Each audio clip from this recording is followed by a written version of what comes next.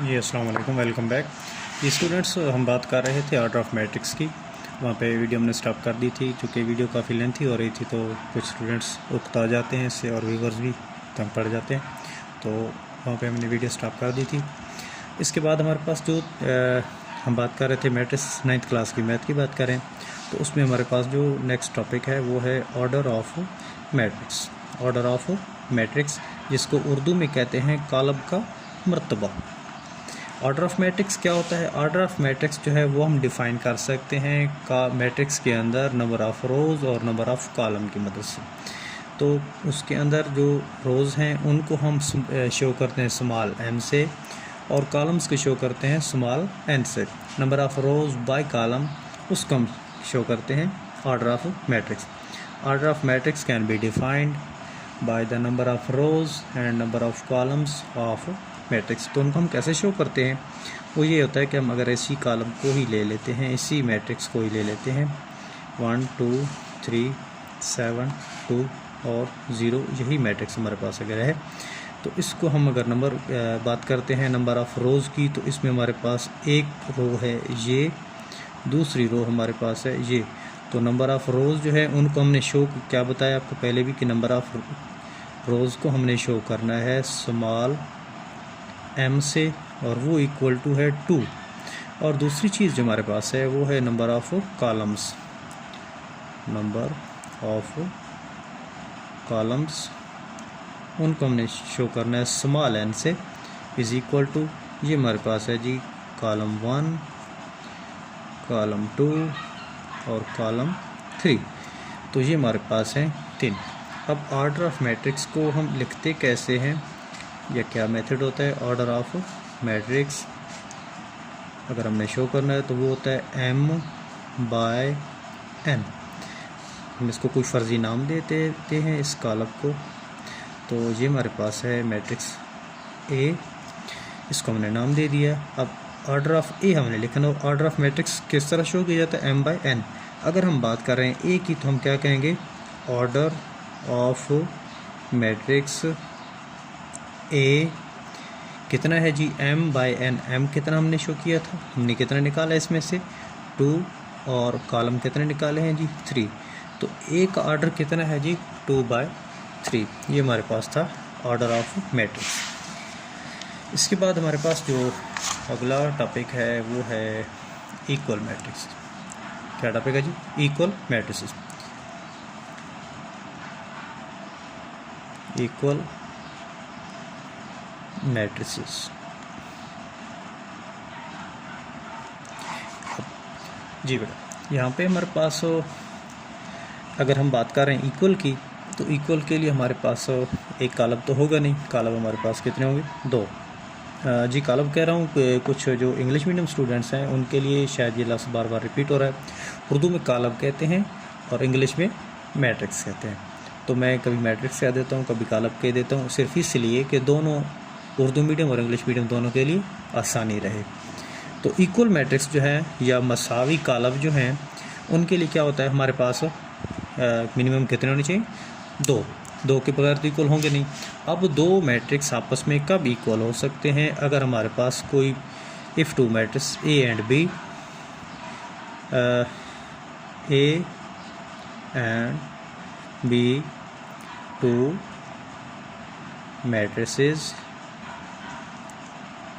will be equal। कब equal होंगे? अब उसकी कंडीशन है। कंडीशन क्या है? If and only if.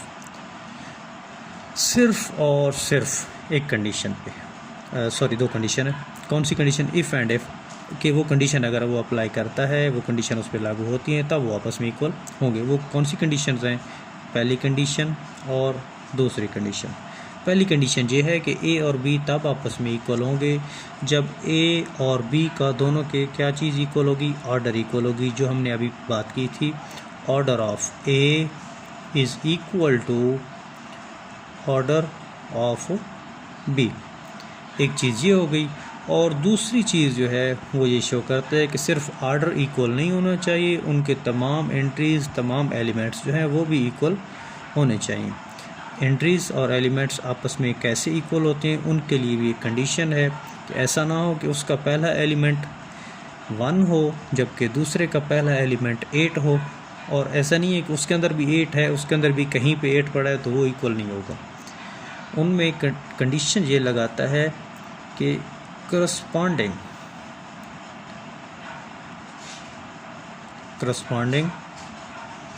Entries are equal, उनकी करस्पॉन्डिंग एंट्रीज इक्वल होनी चाहिए। करस्पॉन्डिंग एंट्रीज क्या होती हैं जी? करस्पॉन्डिंग ये है कि अगर हम अपने हाथ की मिसाल लेते हैं, एक हाथ हमारा ये है, दूसरा ये है, हम इन दोनों हाथों को आपस में ऐसे मिला देते हैं, तो अब ऐसे मिलाने से ये थंब के ऊपर आ गया, ये फिंगर इस फिंगर के ऊपर आ गई, ये इसके ऊपर, ये इसके ऊपर, ये इसके ऊपर, यानी एक हाथ को हमने उठा के बिल्कुल दूसरे हाथ के ऊपर रख दिया है, तो एक हाथ का हिस्सा जो दूसरे हाथ के बिल्कुल ऐन ऊपर आ गए और बिल्कुल एक दूसरे से मैच कर रहे हैं, तो ये हो गया करस्पॉन्डिंग। यानी कि ये हिस्सा इसके साथ जुड़ गया, ये इसके साथ जुड़ गया, ये ऐसे आप मिला के देखें तो जो हिस्सा ऐसे पूरे एक दूसरे के साथ जुड़ जाता है, इसको हम कहते हैं करस्पॉन्डिंग।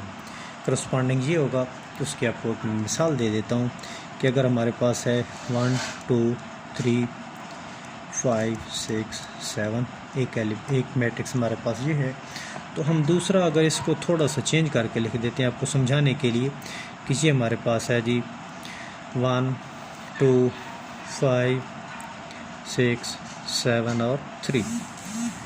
अब अगर हम बात करते हैं कि इसके अंदर 1 है, इसके अंदर भी 1 है, इसके अंदर 2, इसके अंदर भी 2 है, इसके अंदर 3 है, इसके अंदर भी 3 है, इसके अंदर 5 तो इसके अंदर भी 5 6 7 और 6 7, एलिमेंट्स तो सारे हैं, एलिमेंट्स सारे हैं, एंट्रीज इक्वल हैं, लेकिन वो बात साथ क्या कर रहा है? करस्पॉन्डिंग की।